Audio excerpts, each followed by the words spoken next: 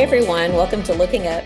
This is a podcast for Christian women. If you are new here, we welcome you to our little chat. We're going to just have maybe it's not going to be a very fun discussion. We might have some memories going on today, but we will have a good discussion, no doubt. We're going to talk about discipline methods and some things that worked for us and maybe some things that didn't work. Do you have any things that didn't work for you? Did you think about any of those?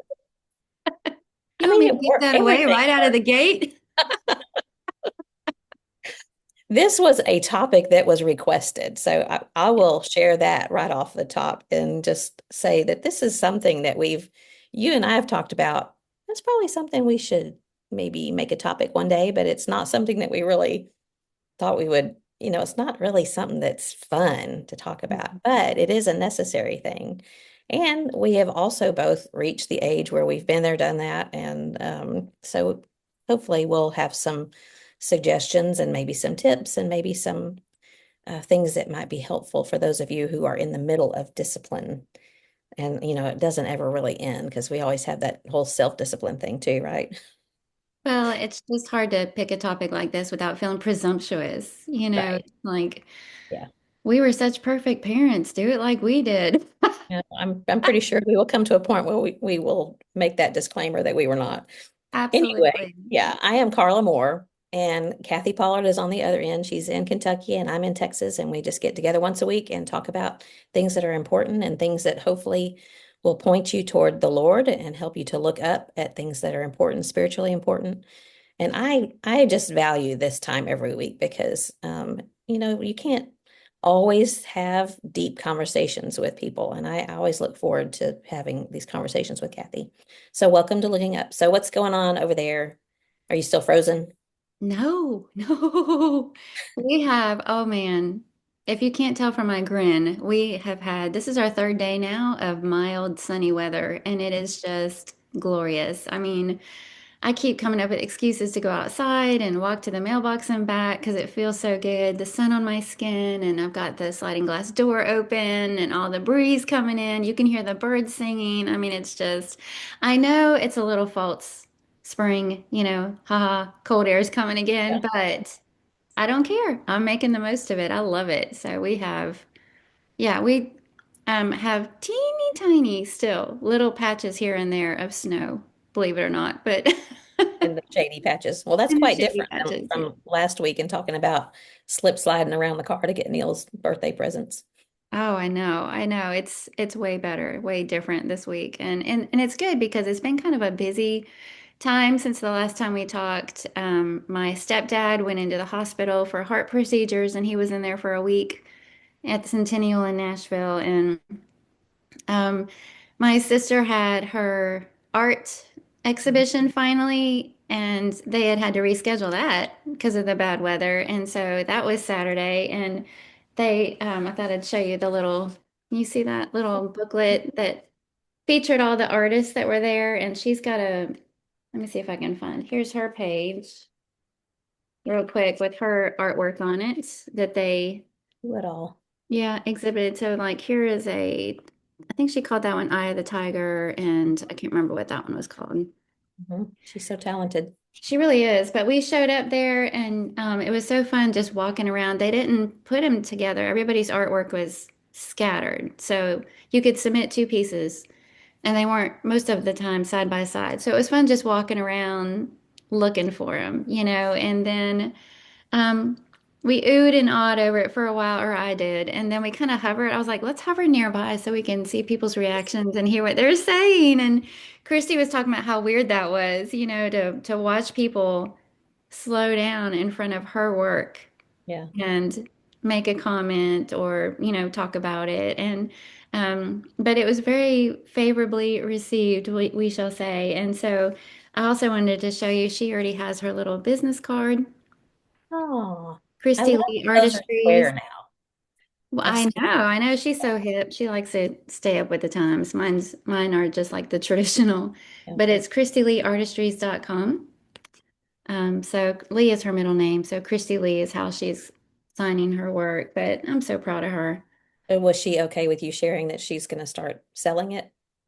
Or I did you hope get so. trouble? You did. There was something. I forget what I said on here when I hesitated before I said it, and she was like, "You need to go back and do a follow-up apology." Well, maybe on the sly you can share, like, is she going to sell them online or do you have to Oh go to, yeah, she's gonna sell them online. well, maybe you'll have to just share next week where I to do that. I definitely will. I definitely will. I'll But it was add it. funny because meanwhile, Christy's, she gets people asking her, like commissioning work from her. People ask her to paint things for them of their pets, and she's done a great job with that. Nobody has ever asked me that. And then she gets her art exhibited at this little gallery. Obviously that's never happened to me. And then I come up with this genius idea that since Valentine's Day is coming up, for our little business, I usually paint watercolor bookmarks to tuck into the orders. Well, I thought I'll do like a little watercolor card to tuck in there if anybody's ordering something for Valentine.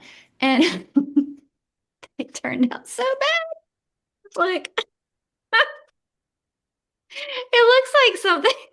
It looks like something Yeah, one of they're my not grandkids. bad. No, they're bad. It looks like something one of my grandkids would try and paint. So, keeping it completely real. Sometimes I show things on here that I've painted because I'm pretty proud of them. And this this idea tanked so bad I didn't even follow through with it. I was like, no, that is not happening. So, No, meanwhile, I think you should tuck them there's in. art is exhibited in a gallery, and I can't even paint a No, I think you should heart. tuck them in orders and there'll be like a limited edition of, remember when I did those? I think it's great. Oh, Congrats to Christy. I think that's a fabulous thing, and I'll look forward to seeing what all she has to sell. yeah, so fun. So proud of her. Yeah. Well, I went on Saturday night with Karen Peroni and her daughter Amanda to see The Sound of Music, the production. It's like a Broadway production that travels around in Austin, and it was a lot of fun.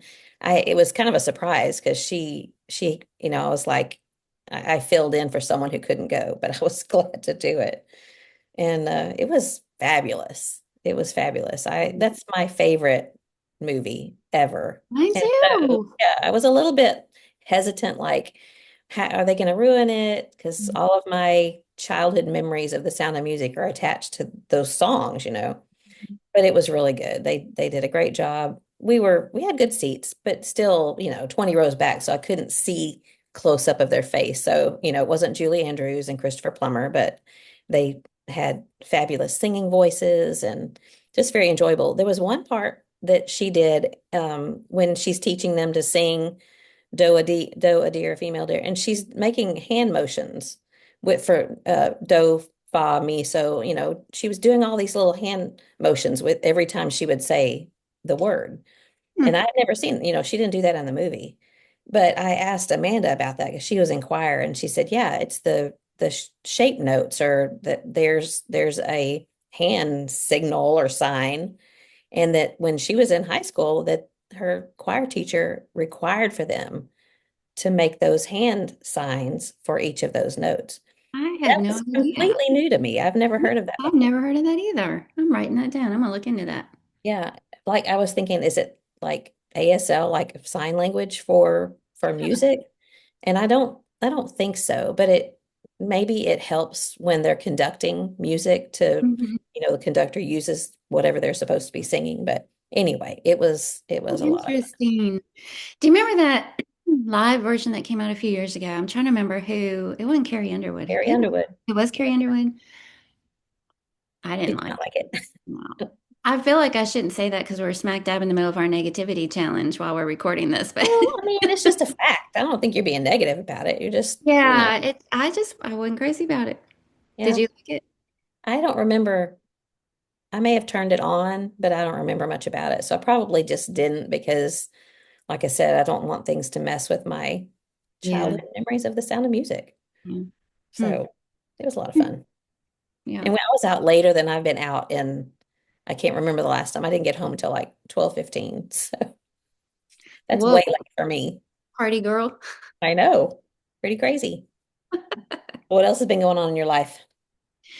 Well, Saturday we also celebrated Rich's. He's our oldest grandson. He turned Finally got 3. to. Yeah, Yeah. he turned 3, so we were able to celebrate him. And those pizza rolls. Emily made some of those, but she put ricotta Hmm, in hers, which I never even thought to do. I don't know why, because that's in like calzones and things like that. But it was so, so good. But she sent this little, I was going to share, it's a little braggy. it's Excuse okay. You can me. brag. Okay. She shared this little text this morning. Our word for the week is generous. And after learning about Mary anointing Jesus, Rich said, I will be helpful and I will be God's son. I want to be God's son because he's so big. Just love little 3-year-old sentences.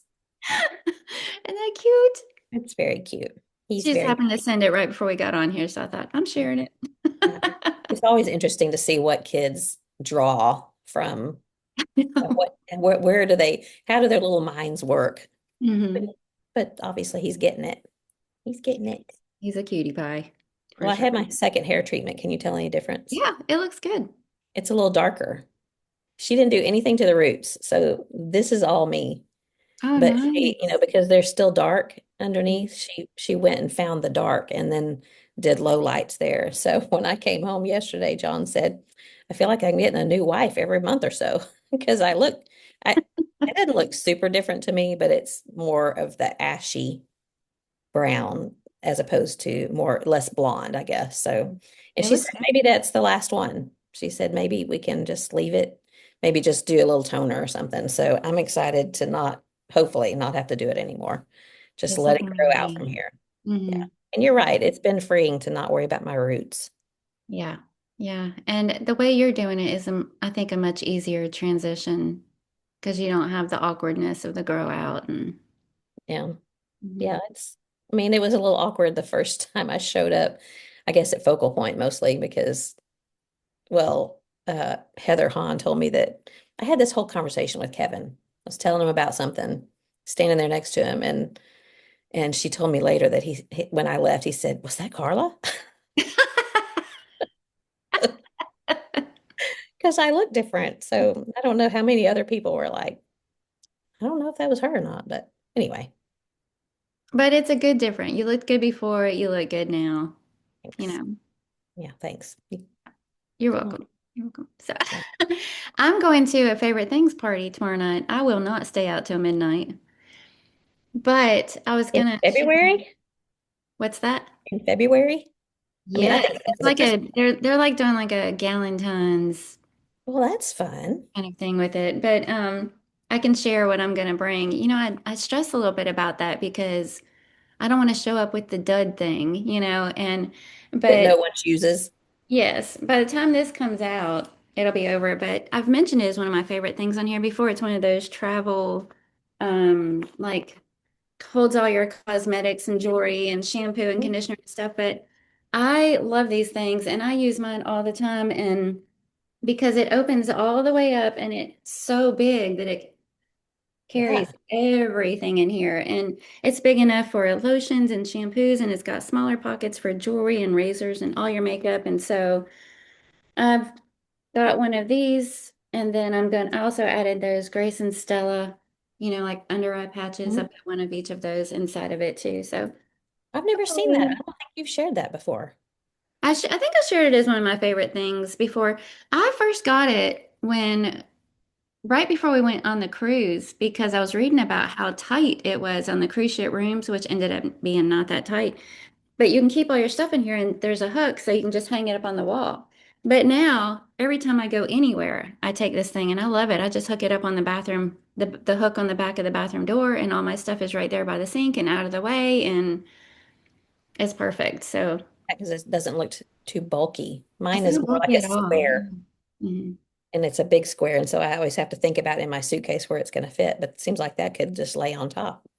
When my sister and I went down to Florida together in October, it was funny because I had mine hanging up on the towel rod in the bathroom, and she has one too. So she had hers hanging up, and we had them side by side. Here's all my stuff, here's all her stuff.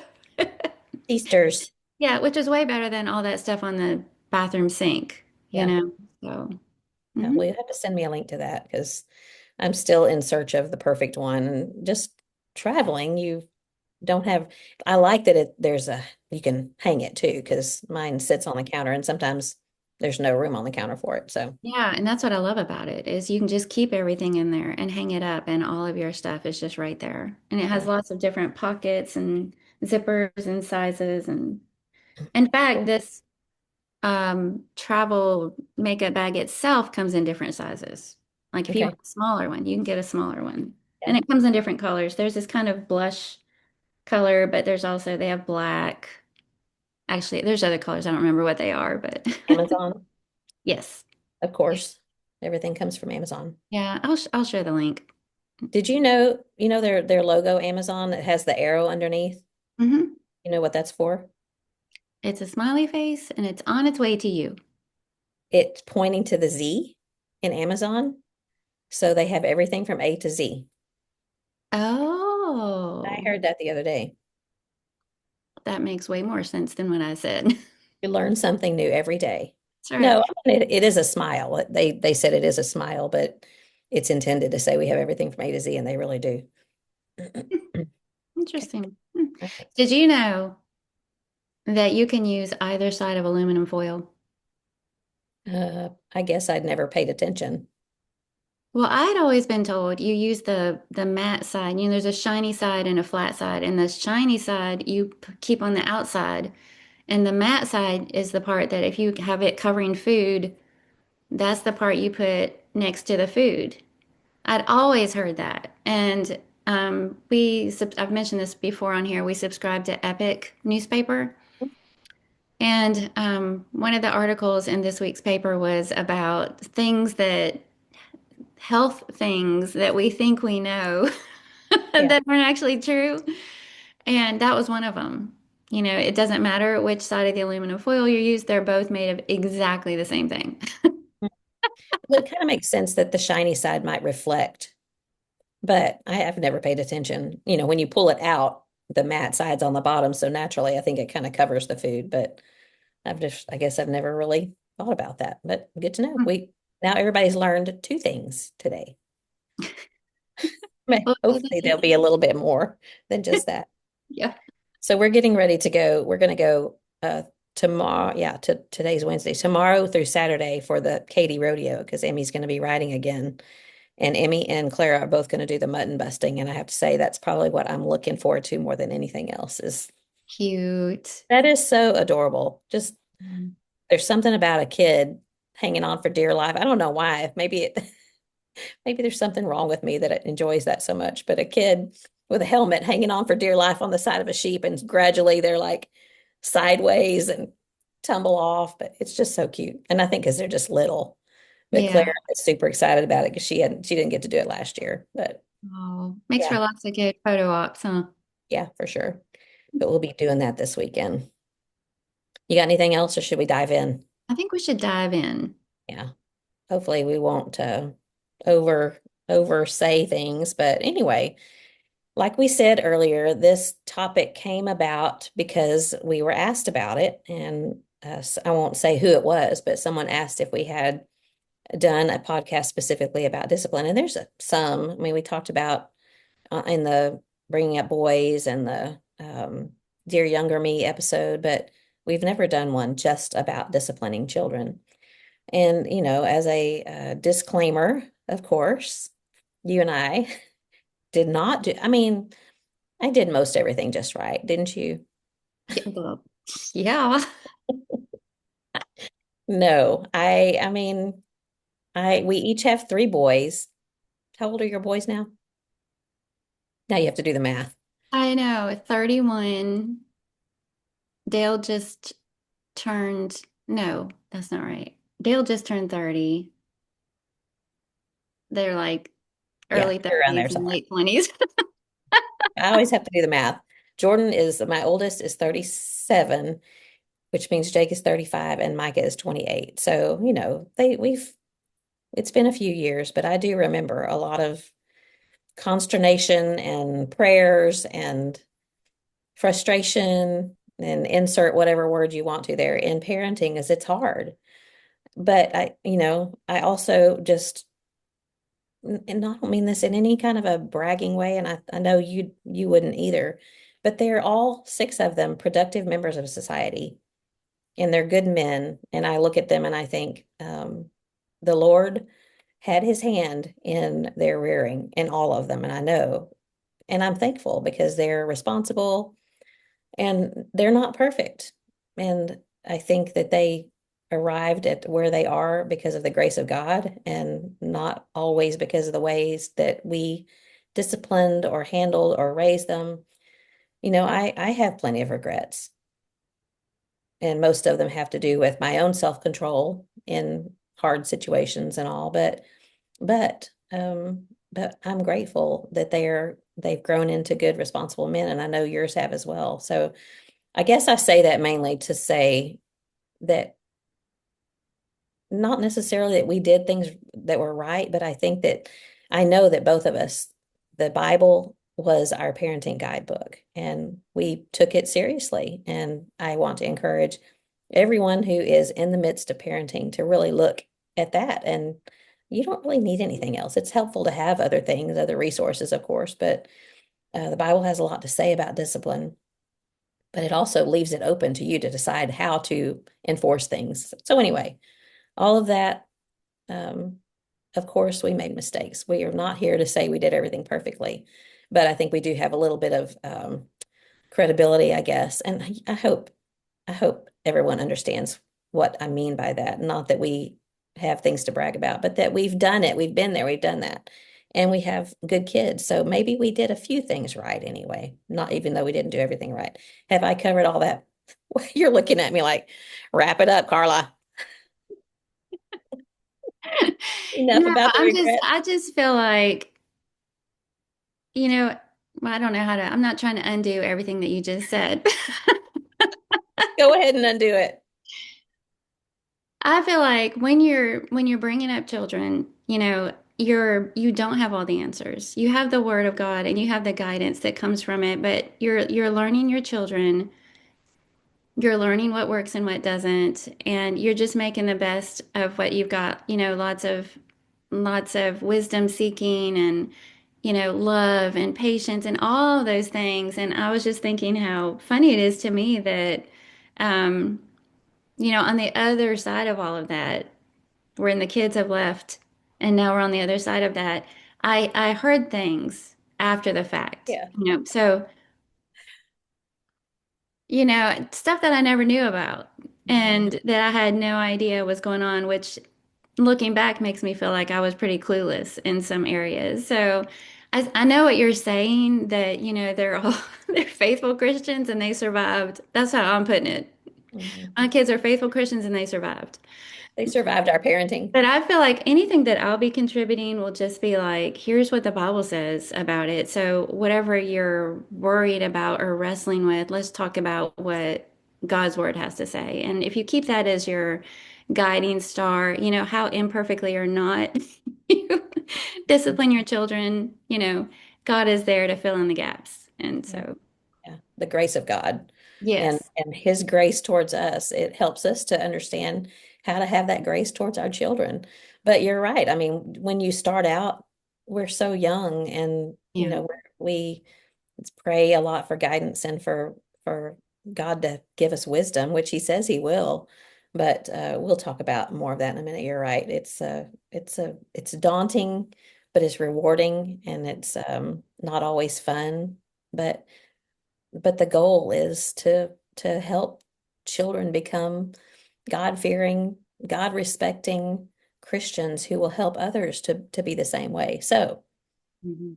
hopefully I haven't butchered what I am. I think I'm just making the disclaimer that we don't have all the answers for sure, but God does, and he will help us through it. And I Yeah. also think things have changed too, because when we were raising kids, we had our moms and our grandmothers and people around us who maybe didn't always perfectly give us every answer, but a lot of times we would ask for help. What did you do in this situation? And we had the word, and we talked about, I feel like we talked about parenting maybe a little bit more in classes than we do now, because I think that's a result of social media and the pressures that we feel. And even today, the way that we're a little bit hesitant to say how some of the things that we might feel, because everyone has an opinion. Mhm. And a lot of times those opinions come from people that may or may not, we don't know if they know what they're talking about, and it doesn't come from the Lord. Sometimes it does, but I think I'm throwing that out there because I think that our resources were a little bit different than the resources that young parents have today. And they have all this huge circle of their own age group who are in the middle of it all together. And I think they're just hearing conflicting things from different resources. So just want to remind everyone to go back to the Bible and go back to God and remember that he's going to be the one to give you wisdom when you ask for it. And when you humble yourself to realize that you don't have all the answers. So define discipline. Me? Yeah, what Like do you, that, you hmm, know, I've always heard the illustration of the twig, that when it grows, it naturally wants to bend in one direction or another, but you train it to grow straight by staking it down, and as that tree grows, the stakes change, because it's got a natural bent, but you're trying to train it to go straight. And I always think about discipline in that way is, kids have a natural bent, mhm. and the Bible says foolishness is bound up in the heart of a child. And so our job as parents is to keep them straight, on the straight path. And we're going to have to do that as they grow in different ways, watching them and training them. And that's how I kind of think of discipline. I'm sure it has an official definition that you're going to share with us. I have never heard that, and I love that. I think that's fantastic. But it's Thanks. so true because like you're saying, it changes as they grow. Well, the official, I mean, when I look it up, it means an act of guiding, the practice of training people to obey, to train or develop by instruction, and especially exercise and self-control. But I think sometimes we think that discipline and punishment are synonymous, and they're not.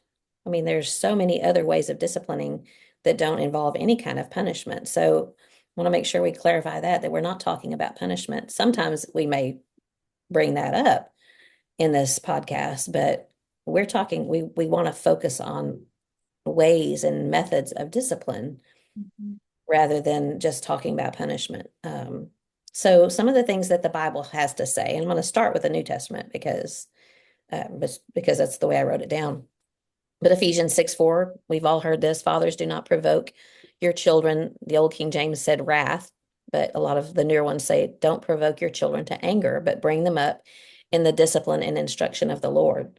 So right there, right off the bat, there's one that talks about that parents have a responsibility not to be the cause of their children's frustration and their anger. And so that to me indicates a lot that when you're talking about training and staking that little twig and that branch, not to push too hard, not to do something that's going to break that twig, break that child. So don't provoke your children to anger, but bring them up in God's discipline and his instruction. And just jump in whenever you have anything to say. Thanks. Hebrews 12:5, there's a whole section on talking about discipline there, but I'm just going to read a few of the verses.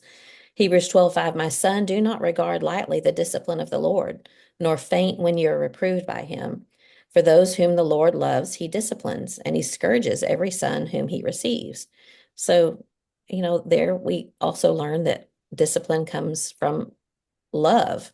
And then when you skip down to verse 11, all discipline for the moment seems not to be joyful, but sorrowful. Yet to those who have been trained by it afterwards, it yields the peaceful fruit of righteousness. And what parent who's trying to go by the Bible has not thought of that passage or maybe even quoted it to their child while they're in the middle of some kind of discipline or punishment? But nobody wants it. I mean, I'm almost 58 years old, and sometimes I'm disciplined by the Lord, and I do not enjoy it at all. But I have grown to understand that this is teaching me something. And that's our job as parents to help our kids understand that, yes, this is something you don't like, whether it's discipline or a form of punishment. And I'm not doing it because I am mad at you. I'm not doing it because I despise you. I'm doing it because you need it and because I want you to learn peace and righteousness. So, Yeah, I'll jump in right here. okay. Um, that verse is so good, and I think that what parents understand that kids don't is that the difficulty of the discipline in the moment brings the joy later. It creates the home environment that children love Right. and crave, and harmony and joy and peace, all those beautiful things that you want your kids to look back on as adults. This is the kind of home that I grew up in, and in the moment, like the Bible says, it doesn't seem very pleasant in the moment, but what they don't understand is they're going to love the result that that brings in the home. And even kids are smart enough to figure that out. I can remember our boys, Gary brought this up the other day, in fact.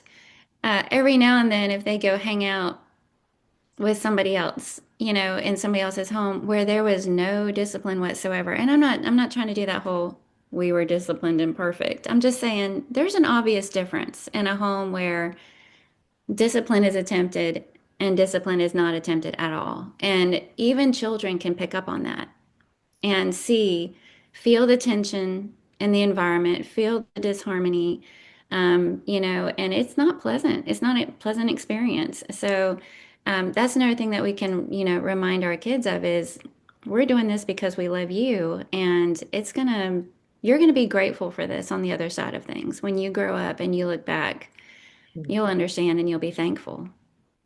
And along with that, I think is the responsibility to create the kind of home that they know that they're loved and they know Mhm. that they're protected. And so those boundaries that we're trying to instill, they can trust us that it's maybe, no, I don't want you to punish me right now. But I understand, and maybe not at 4 years old, they're not going to quite understand that. But as they Mhm. grow and we're consistent with that love and with that uh, enforcing those boundaries, then they grow to understand, okay, it's for my own good. And they might not be able to vocalize it, but they'll feel it. Mhm. Okay, so the next one is Proverbs 22:6. We all know this one. Excuse me. Train up a child in the way he should go. Even when he's old, he will not depart from it. This one's a hard one because a lot of times we look back on that, if we have grown children who are not faithful to God and we think, what did I do wrong? And we won't spend a whole lot of time on this, but this is a proverb, which means that they're generally true. And I don't, it's hard to say something like that about something that's in the Bible, but a proverb is a little bit different. And John gave a lesson on this 2 years ago, I believe, at PTP. And if I can, I'll link it. But he did such a great job on it. And there's a lot of talk about in the way he should go. What does that mean? And some of the things I've read, what you're talking about, the way the twig is bent, train up a child in the way he should go, or the way, how is he bent? Is he someone that needs a lot of encouragement? Then provide a lot of encouragement. Is he someone that needs a lot of structure? Then provide a lot of structure. So train up a child in the way that personally he should go. So that's something that we can talk about. Probably should talk about that in a maybe a whole different episode. But when you think about a child that does not grow up and is not the person that we hoped that they would be, I always think about how God is the perfect parent, and yet we make choices that go against how God instructed us. And so it's not always a parent's response, often it's not a parent's responsibility what their adult children decide to do. I always found it encouraging to think about the fact that with that verse, parents can struggle with guilt if a grown child chooses to walk away from the Lord. Mhm. And, but like you were saying, every adult makes that choice for themselves. You don't inherit the faith. But what you're doing when you're training up that child in the way is you're making it harder for them to fall away. You know, Mhm. they may choose to walk away from God at some point, but they have to overcome a lot to do that. Mhm. They have to overcome all of that foundation that you've laid, the good example, the teachings, the faith that you modeled in your home. They have to overcome all of that to fall away. Mhm. And so, it's heartbreaking when it happens if your children choose to turn their back on God. But, like you were saying, a proverb is not a guarantee.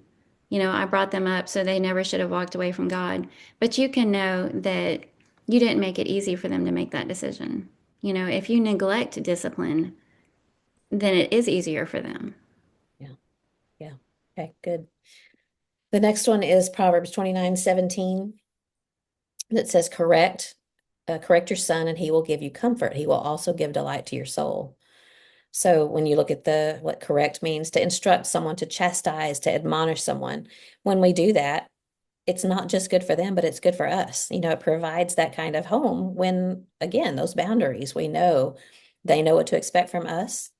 And when they obey that and when they learn that, then it gives delight to our soul.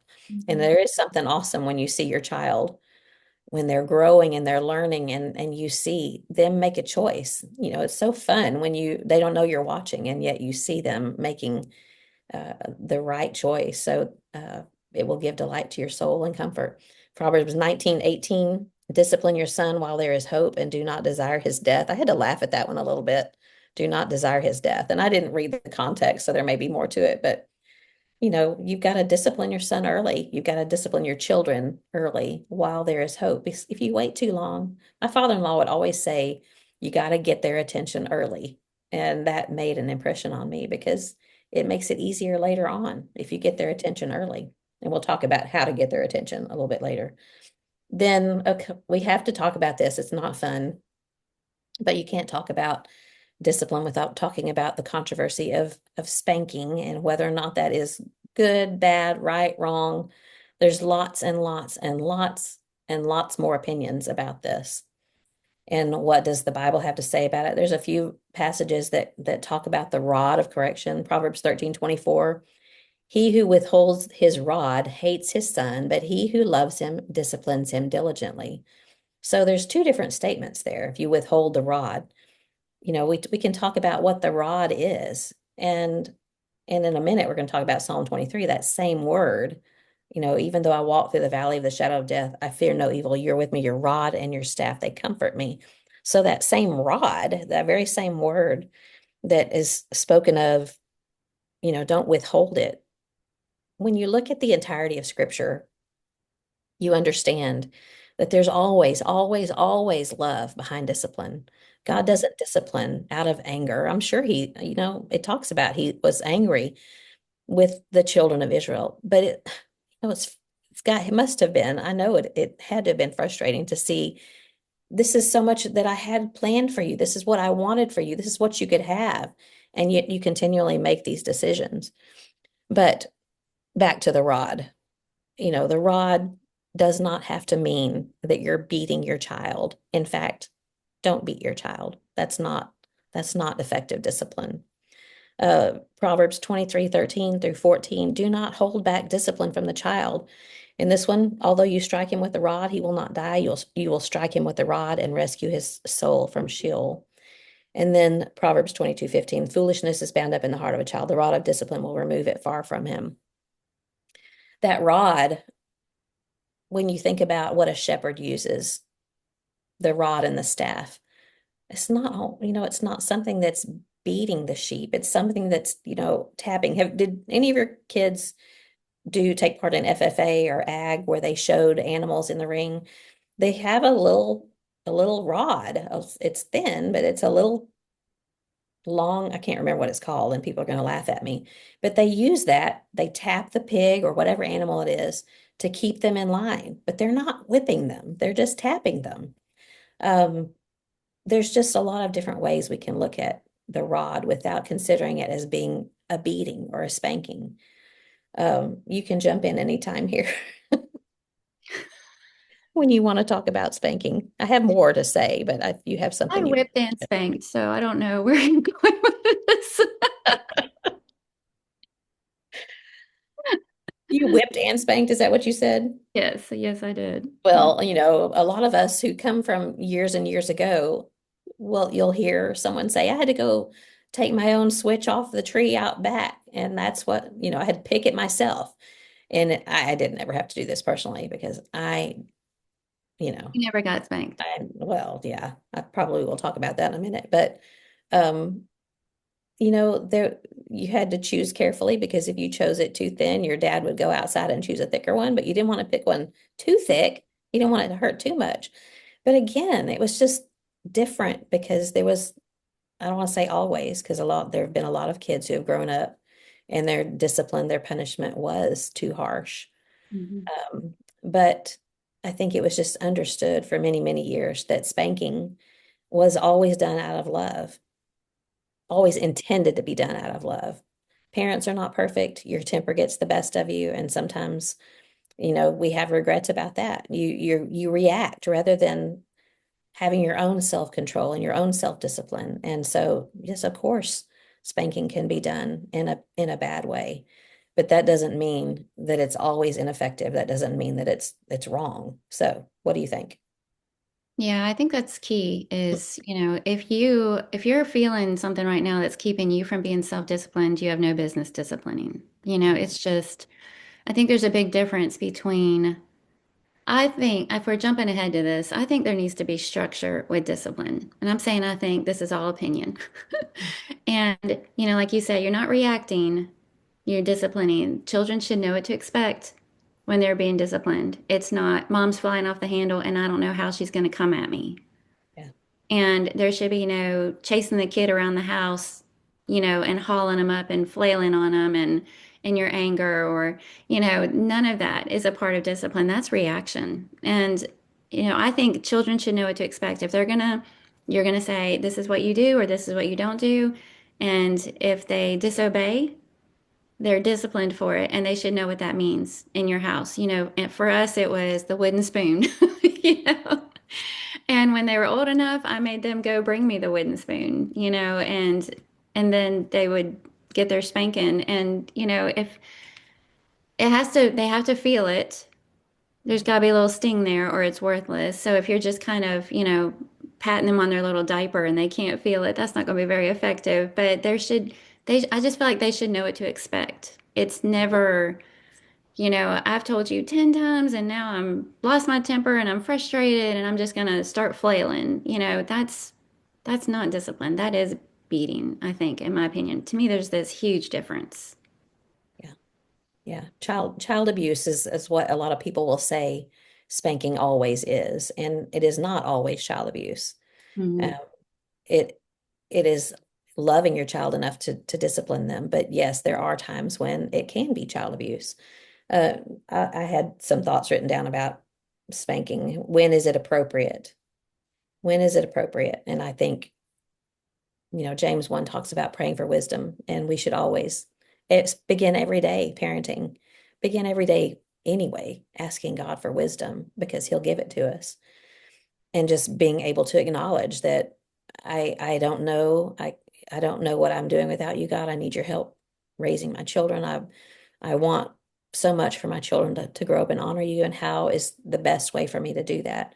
But Mhm. when is spanking appropriately? I think it always has to be done calmly. Always has to be done calmly. And was I mean that probably everybody's going, yeah, right. You're typically not calm when a child needs a spanking. When it gets to that point, we're frustrated. But we have to take a step back sometimes. And you're talking a week or two ago about wait till we get home, you know what's going to happen when we get home. And I think all of us who are of a certain age have been there. Either it's wait till your dad gets home, which I always felt bad because dads didn't want to come home to have to do that. But sometimes it was necessary. Or, I'm not going to spank you here at the church building, but when we get home. But I always thought that was a good thing with parenting because it gives you time to cool off. It Mhm. gives them time to think about why this is happening. And I think that it ends up being a lot less severe, if you want to use that word, because we've had time to cool off and think about it. And nobody wants to. There's not a good parent out there that really wants to spank their child. So it's got to be done calmly. It's got to be done with our ultimate self-control. We've got to be able to explain it, why this is necessary. And if they don't understand it, then it's not going to be effective. So, age appropriateness. And again, that this is kind of a matter of opinion. because every child is different. And then there has to be, I think, an immediate attempt afterwards to reconnect with your child. And I laugh about this now, but there was one time, and we lived in Corsicana, so I had to have been under 8. I probably was 7 or 8 years old, and my dad had told me, do not cross the street. It's just our little neighborhood. And I can't remember why I did, but I did. I crossed the street. And so I had to have a spanking. And I didn't get very many spankings. So it was kind of a big deal. But I had been openly defiant. I had done complete opposite of what he told me to do. And so I remember very specifically being in my room, and I don't remember the spanking itself, but I know it wasn't anything terribly harsh. But right afterwards, he wanted to play with me. He wanted me to get I had a little electric piano thing, and he was sitting there on the floor next to me trying to get me to play the piano with him. And I was like, I can't believe you were trying to be nice to me after you just spanked me. I just remember having this, I was hurt, but at the same time, why do I remember that so much? Because he was trying to reassure me of his love. And that that I think speaks volumes for parents who want to discipline their child and need to do it with a spanking. There has to be, I'm giving this, and this, and a lot of times it's not going to include all of those. But I think the main thing is there has to be calm. There has to be self-control on the part of the parent. Um, I think I'm going to say one more thing, and then I hope you'll jump in here too. I think we have to be careful not to see parenting through the lens of our own childhood always, because I think there have been a lot of people who have grown up. Maybe they were abused, physically abused by their parents. Maybe they had an authority figure who was harsh and abusive.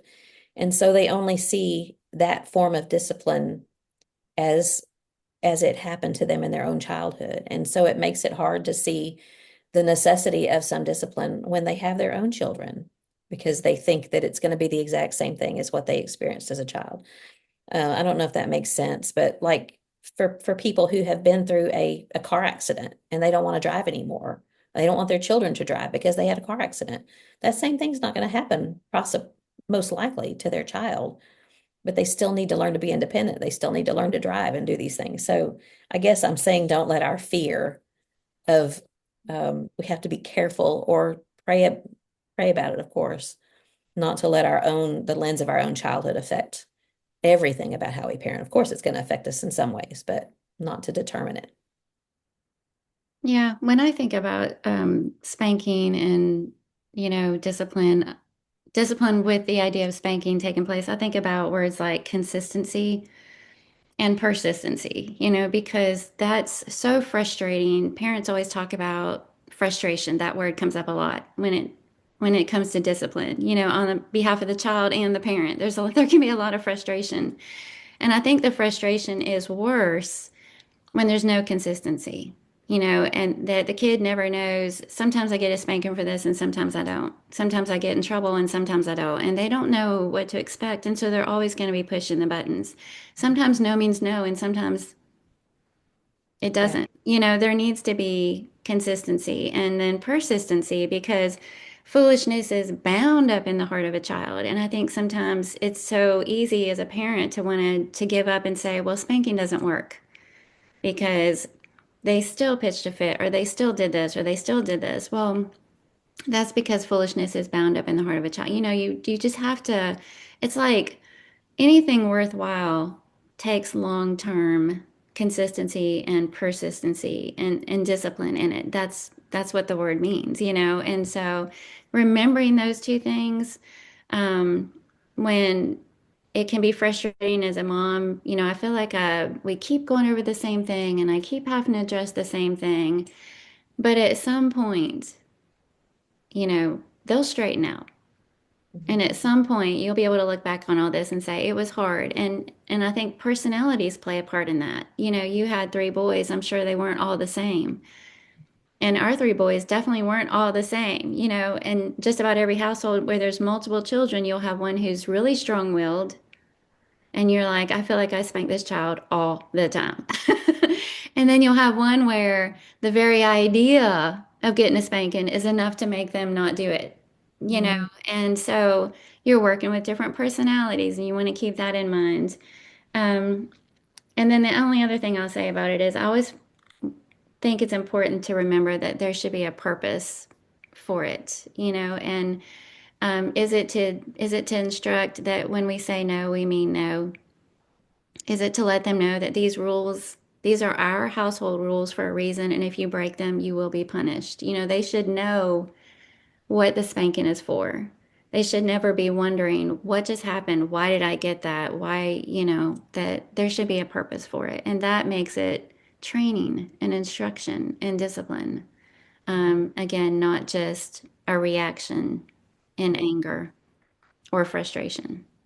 Yeah. And like you said, personality plays a part. And there are some kids that it really does not. It's not the most effective punishment. I mean, I think it can always be effective, but it's not the most effective. And you've got to figure out what it is that works with your child and then be persistent in that. John has there's a one instance that he remembers so well with one of our boys that he has so much regret about. He was so frustrated about something that had happened. And I mean, he literally has had bad dreams about it. And he has talked to that son and apologized numerous times. And that son, well, he looks at John and like, I have no memory of that. I don't remember it at all. And so John and I were talking about this the other day, why it hurts John's heart and he can't seem to, just let it go, and why this particular son doesn't remember it.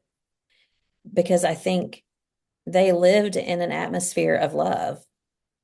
And that instance may have been severe in John's memory, but because our kids knew that we were consistently going to love them, consistently going to encourage them, consistently going to provide the kind of instruction and discipline that they needed. It didn't scare him because he knew his dad. He Mhm. knew uh, that he was loved and he knew that this was for his own good. So providing that kind of environment for your kids, Mhm. if you're going to use that form of punishment, and I think both of us agree that it is a necessary form of punishment, but if you're going to use that, then they have to know. They have to know that they are loved and that it's not it's not because you're mad at them. It's not because well, it's just not because you're mad at them. It's because they need to learn some discipline. So, um, yes, spanking is appropriate, not in every situation, but prayerfully asking for wisdom, very, very carefully. That's where both of us land on that subject. So let's move away from that and talk about a few other things. Um, Discipline, you can't parent biblically or practically without discipline. It just has to be done. And so I think that there are several different ineffective parenting styles that I'll bring up briefly, and you can add to them if you want to. The first one that is very important is not the right word. The one that bothers me so much and makes me so sad is passive parenting. And I think at some point or another, we're all going to be passive in our parenting because we're exhausted and you're sitting there thinking that's the seventh time I've told them not to do that. I'm worn out. I can't do it again. And yet we can't afford to be passive about it. It's like you've been saying, consistency really is the key. But when we are too lazy, and maybe it's not the seventh time, maybe it's just the second time, and we're too lazy to get up and take care of it, that's passivity. And we just can't do that. We can't afford to be lazy in our parenting styles. Uh, Permissive parenting. I think about sometimes we laugh and giggle when a little girl is sassy. And there are some funny things that happen, and we kind of have to laugh behind our hands because if we laugh and encourage certain things from our kids, then it begins a pattern that's not a good pattern. So you have to think long term. Don't let your mind stay right here at 2 years old and oh, how cute that is. It is cute, but it's not going to be cute when they're 16. It's really not going to be cute when they're 25. So being permissive, it's a way that we can develop patterns that we will regret later. There's a something that John and I came across from Steve Farrar. There's a book called King Me about parenting. And it's a document that we came up with, and most of it's from Steve Farrar, but it's about authority versus authoritarianism. So if a parent is an authoritarian, it means that they are rude, they're abusive, retaliatory, easily threatened by disagreement, they're unpredictable, and you've been talking about predictability. It focuses on their faults, it's stingy with praise. There's all this list of things about an authoritarian, whereas we should be an authority. Someone who's an authority is kind and thoughtful and consistent and approachable. That's a big one. Consistent, encouraging, generous. So I'll share this document next week, but I think a lot of times we grow up thinking that a parent has to be an authoritarian, but we need to be an authority, but be careful with how we use that authority. Then the other one that I thought of is being reactionary, just a reactionary parent, where you just react to everything rather than thinking ahead. And what might how can I handle when my child acts this way? And we recognize patterns when they start to appear rather than reacting all the time. How can we be proactive in our parenting? So, do you have anything to add to those ineffective parenting styles? No, I love how you can look at specific things and it's going to fall under one of those headings, and I don't have anything to add. Okay. So, let's spend the rest of the time, and I don't know how much time we have, but We've been talking about effective, an hour, I think. we already have. Mhm. Okay, I let's wrote just, down 10:20, so when we okay. started. Whew. Maybe we should have split this into two, but let's just quickly go through some effective parenting, not necessarily styles, but how to be an effective parent. To me, one of the most important ones is to begin with the end in mind.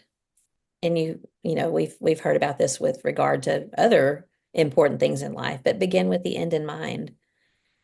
And when you have a child, I don't know about you, but I remember when I thought about having a baby, I thought about just having a baby.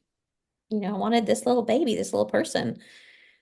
But then as they grow a little more, you realize that hopefully we know this ahead of time, but you've been blessed with this little soul to guide.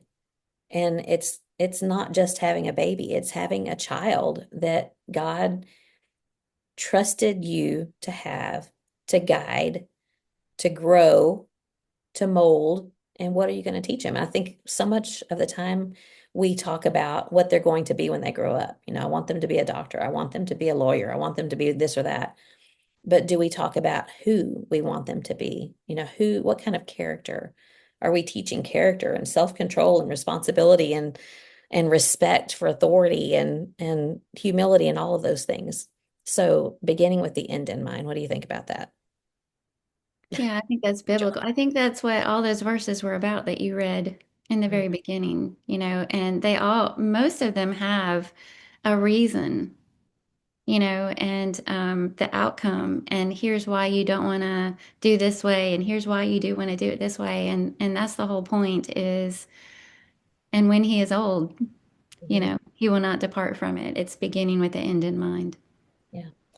Another one is thinking about our leadership style. This was something that we came across that I thought was so interesting that shepherds in the East lead their flocks. They lead from the front. They're tending to them, they're caring for them, they're showing them the way to come behind them. They know them by name. It's so interesting watching a shepherd over there in Israel and how they'll just be surrounded. They'll make a little noise. It sounds like a raspberry. They blow a raspberry, and then the sheep just surround them. And even if you, anyway, I'll digress. We don't have time to do that.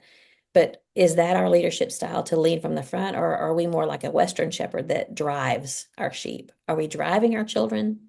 Sometimes we have to push them from behind, encourage and push. But I think it's more effective to lead from the front. How are we going to lead our kids? I think that we have to do some examination and determine if we are a pushover. Were you a pushover? I didn't think I was. Would your boys say now, looking back, that you were? No, not about things I knew about. I like I said, I found out later there were things that happened that I didn't know anything about. And I wrote an article a few years after we became empty nesters called Things I Learned About Parenting After Our Kids Left Home. Yeah. And part of that was at one point Carl actually used the word clueless Oh, to describe me. And so that's what made me, rethink some things. Like you may think that I think what I drew from that is, there can never be too much communication, yeah. always talking and touching base and things like that. But the things that I knew about, I wouldn't say I was a pushover about. Yeah. I just think that it's good for us to think about how are we react as we go along. Maybe have a self-evaluation every year. Think about how am I handling this year of my child's childhood? Am I putting up with too much arguing or back talking, that kind of thing? Um, so what do I need to discipline in myself before I can effectively discipline my children? Then the fourth one is consistency. You've talked about that. Your kids are not going to take you seriously if you're not consistent. And then just the very last part, just practically speaking. Um, and these are just some things that I remember. I remember when my oldest was a little bitty baby and when he would toddle over to the bookshelf and I was trying to teach him not to touch certain things and I would, pop his hand. And I noticed after a while that when I would start getting close to him, he would kind of flinch. He would his little eyes would blink. Not all the time, but when he was getting close to something he wasn't supposed to touch. And that hurt my heart, killed me for him to flinch when I came near. And so I started thinking, is there, what can I do differently that he's not afraid of me, but yet he knows that I'm disciplining him. And so there were some different things that I remember thinking about, thumps, a little thump, just a redirection rather than whacking them on the hand. I'm just, I think, confessing about that because I still remember that little face flinching when I got near to him. But he had to be taught, he had to be disciplined, even at such a young age. And I also thought about in worship, I don't know how you handled this, but when they'd start talking, if you just pop them or if you say shh, I don't think they quite understand at first. So I would just touch, kind of tap them on their mouth so that they would know this is not a time to talk. And that was, I think, pretty effective. How did you handle noise in worship? Well, if they wouldn't be quiet, I'd take them out and spank them and bring them back in. And we didn't take them out and play, we took them out and brought them back in. But there were times when if they were misbehaving in worship, I would either pinch them under their arm, like that little tender place at the armpit there, Yeah. or between the legs, which Uh-huh. most of the time was just pretty effective, but every now and then one of them would be like, oh, yeah, Pinch me. ow. Yeah. Yeah. Yeah. Certainly. I do remember having to do some of those things. And while you're talking about not letting them play when you take them out, that's passive parenting right there. If you just go and let them play, that's being passive or permissive. Then taking away something that they want. I think Micah, I heard him the other day tell Livy, I'm going to have to put your Elsa dress up for a week if you don't stop doing that. And that is, I mean, she lives in that Elsa dress. So, that's a duh. Everybody knows you take things away. But I also remember one time that John told the boys, you can't watch TV for a week. And I was like, hang on now. That's going to affect me. Back in the day when TV was not what it is now, but they had like an hour in the afternoon that they could watch whatever it was. I don't remember. But so be careful that you're on the same page, parents, when you take something away, that it's not going to affect the other parent. What about timeout? How do you feel about timeout? We used it occasionally. We were more spankers than timeouters. So, but I had boys, you know. Yeah. So, Yeah, I don't remember using timeout very much. I don't think it was very effective, yeah. but I didn't time out and I didn't count time either. right. And, we never counted in our house. I mean, I don't think that's a thing now. I don't feel like I ever see that anymore. But I remember that was like some moms would say, I'm gonna count to 10. Hmm. Yeah. Because to me, that's just, you're teaching again when I say no. it means no, Right. and so we always said delayed obedience is disobedience. Yeah, that is true. All the way. One of our boys says all the way, right away. We Yeah. expect Oh, you to that's obey all good. the way, right Mhm. away. Mhm. Um, there's some other things like there were times that our boys had to write sentences, and I think I've talked about that on here. And it wasn't just, I will not hit my brother, but it would be some long sentence that was, I will treat my brother that he is in the image of God. I mean, it would be a long sentence, but it would be positive so that they'd be learning something good. Um, Making discipline fit the offense, like if they scribble on the wall, they've got to clean the wall. Obviously that's something to me that's pretty obvious. One of the things that I thought about that I've seen happen is being grounded from everything, including youth devotionals and spiritual events. And I think that's not something ever we should do, to ground them from a youth devotional, or that they need that. So think about your priorities and where you want them to be grounded from certain events, but not from things that they really need to be at. To me, that's like grounding them from worship. So careful about that. Um, when they're older, so we'll end with this. When they're older, which is more, I remember Dad saying, he wrote an article years ago, the diapers were the easy part. So there's that easy discipline that doesn't feel easy at the time, where you have to be consistent and redirect and spank and do these little things that are exhausting. But then when they get older, it's just the not maybe the consequences is the right way of saying it. I don't know, but it's just bigger and harder, and it hurts your heart more, and it's more longer reaching than those little things when they're infants and small children. We had something that we did occasionally at the dinner table. We would say, okay, you can say anything respectfully, you can ask any question as long as you do it respectfully. So if they disagreed with a decision we had made, if they had a problem with something that we had said or done with regard to their discipline or their correction, at this certain time, you are allowed to be respectful about it, but to question us. And then we would do what we could to answer their questions. But we would always follow it with, do you know? Do you know that we love you? Do you know that you can trust us?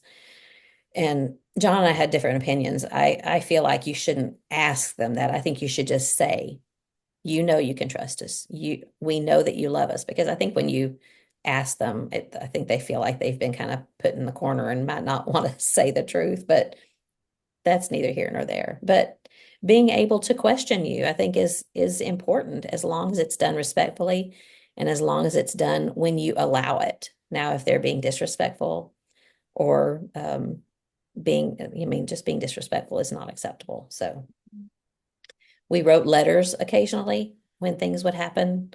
We it's easier for me to communicate that way, and I can put my heart out there when I was trying to explain to them why we came to a decision about something, and we would send them letters, and then we would talk about it with them.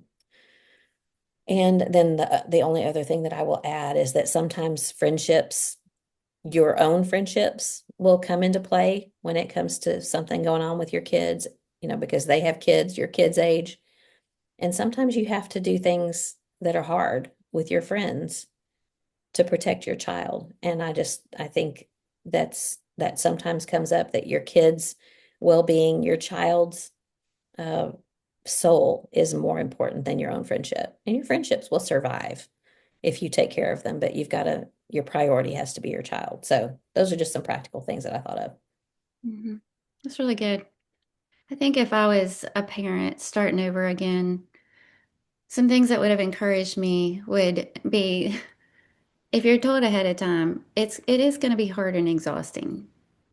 And I think I've mentioned on here before that my mom had already always said, just be consistent, just be consistent. And so I thought parenting was easy as long as you're consistent. And it's not, it's just hard, because your child may look at you like you're the meanest person in the world when you have to spank them or discipline them, and or they may give you that little scowl like you've just hurt their soul, and or they may keep pushing the same buttons because one of these times they might get away with it. Just I think knowing that in advance that this is so normal.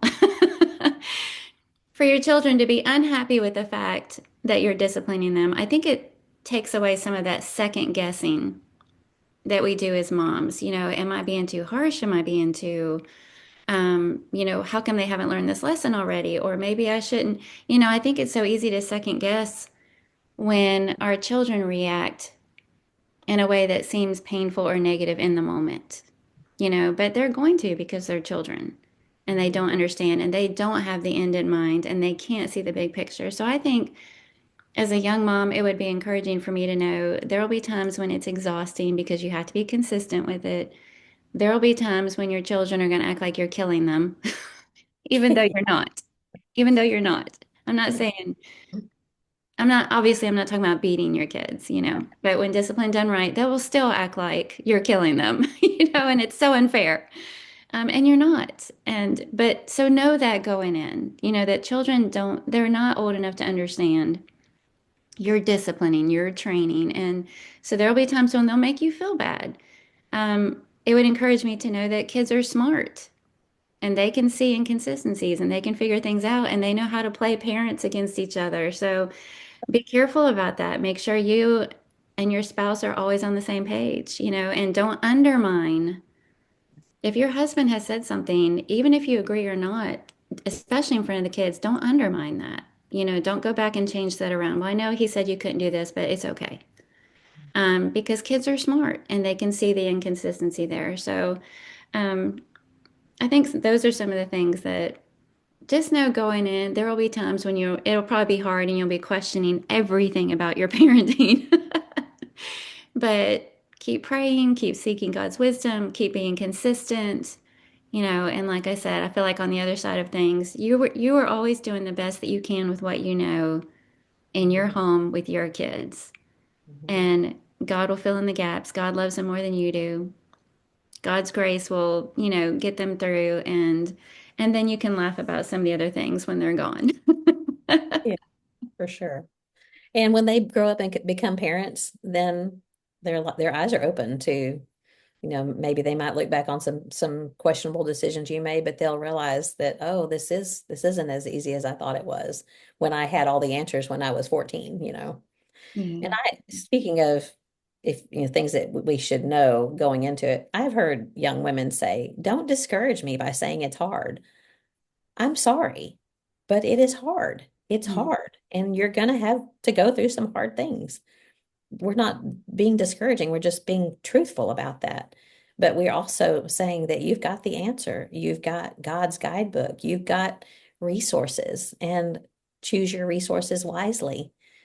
Find an older woman that at your congregation that you trust, and maybe you just need to spill your guts and say, I'm having struggles with this. Maybe you don't need advice, but someone to just bounce things off of is always helpful. So I think knowing ahead of time that there are going to be hard moments with discipline, I mean, that's what Hebrews is all about when he says no discipline is joyful in the moment, helps you fortify and prepare for it and pray about it ahead of time, knowing that and it's a choose your hard situation like we've talked on here before. It's hard in the moment, but it'll be even harder if you don't discipline. And in that article I wrote on things I learned after the fact, after the kids left home, um, is that one of the things I said was I wasn't a perfect parent, but I was a praying parent. mhm, And sometimes, especially you mentioned how different it is now, I can't imagine. We had our family, and the only other families we had to compare how we parented, our parenting style or our kids' behavior were the ones that we actually saw. You yeah, know? People that were in our family or in our church family or in our school system or whatever, it's like real people. And now, moms have so many things to compare their children to, their parenting style, their all the different things coming in, like you said. But God has laid the burden of responsibility on your shoulders for your children, and all He wants is that you do your best to turn those little souls back over to Him. That's it, yeah, and like you say, keep that home filled with love, seeking God's wisdom, be consistent, and there will be hard moments, but still looking back, I know you feel the same way. you'd go back and do it all over again in a heartbeat because it's the most rewarding, beautiful experience. Yeah. I go back and do it for an hour.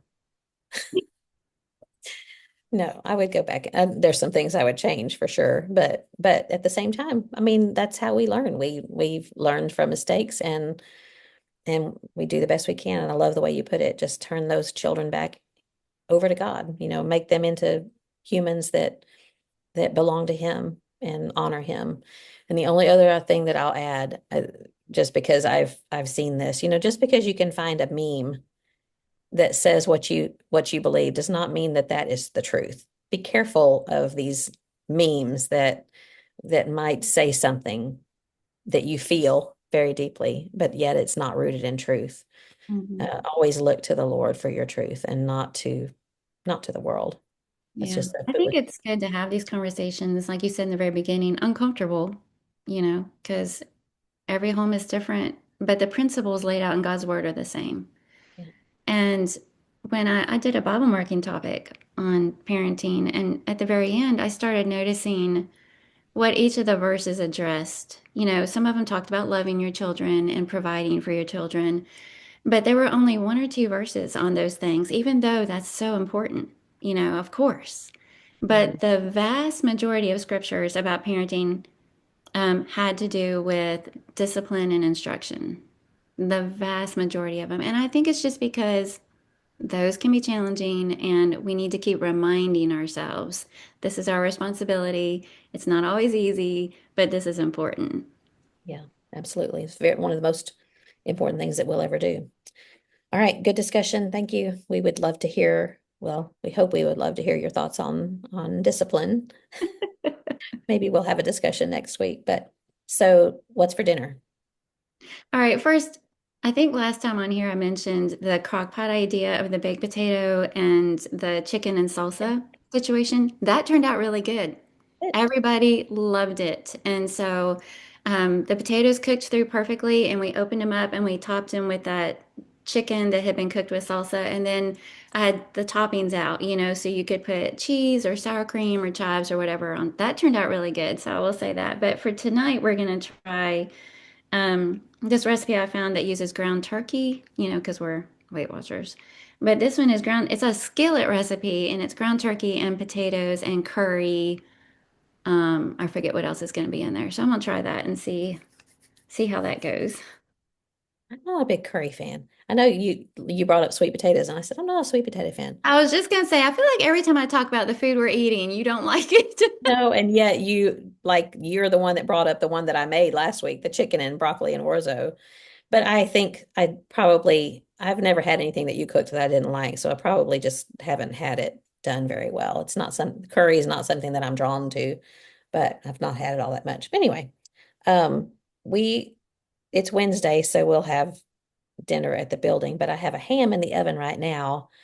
I like to cook those just to pieces, and then I'm going to make some of those ham and cheese sliders to take to Jordan and Aaron's this weekend so that we'll just have something to eat on. But I'm going to use Gouda cheese instead of Swiss. Usually that recipe calls for ham and Mhm. Swiss. So I'm Yeah, going to use that Richmond reminds butter. me.